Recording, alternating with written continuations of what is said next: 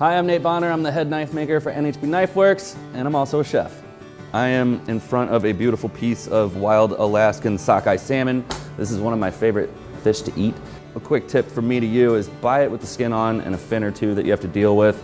It's a lot easier to do this yourself and save the extra cash. So the first thing we're gonna see right here is you got this sort of like ugly belly sort of fat. We're gonna get rid of that, and obviously a little fin left over here. Try to take off as little as you can, but also, you know, we're kind of looking at the thickness of the fish, and right here is super thin, and it's gonna cook very unevenly. So that's another reason we kind of want to taper it down right here. So I'm gonna go in and try to just square up with the tail, and I'm almost coming in at a little bit of an angle because I want to try to keep as much meat on there as possible, and one nice smooth cut.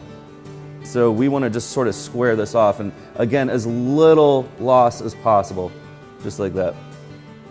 I'm gonna move this fish nice and low on my cutting board. And this allows me to actually put my hand below the cutting board and not get in one of these funky, awkward situations where I'm sort of knife down. I want to keep everything real even. I'm going to remove part of this tail. I'm going to go in at a really low angle, and I'm going to touch down to the skin and just sort of ride out of this thing. So right to the skin. And you can see that my motion is just traveling up and down. One of the great things about this knife is that curvature in this blade is very gradual. It's not very aggressive. So as I'm cutting, you know, that movement is really doing the work for me. I don't want to put any pressure this way. It's more just the up and down motion allowing the knife to travel towards my hand. And I'm going right under my fingers. Right to that like ugly butt of the fish right there. And you can see just it's so clean and even. We've got this wide open sort of piece of skin right here. I'm going to take the tip of my knife and just drop it in and drag it.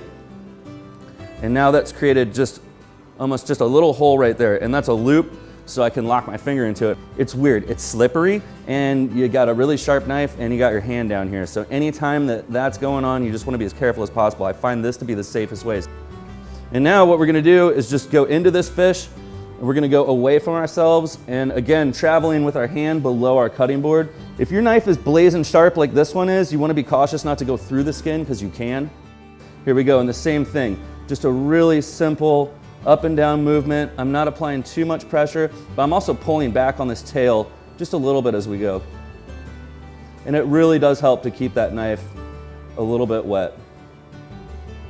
And getting right into the end of this fish, I'm going to try to get out of this belly area, and now I'm going to use my hand and just try to keep it as flat as I can, because usually if you have any trouble, it's going to be right there at the very end, and we're just going to come off of that guy.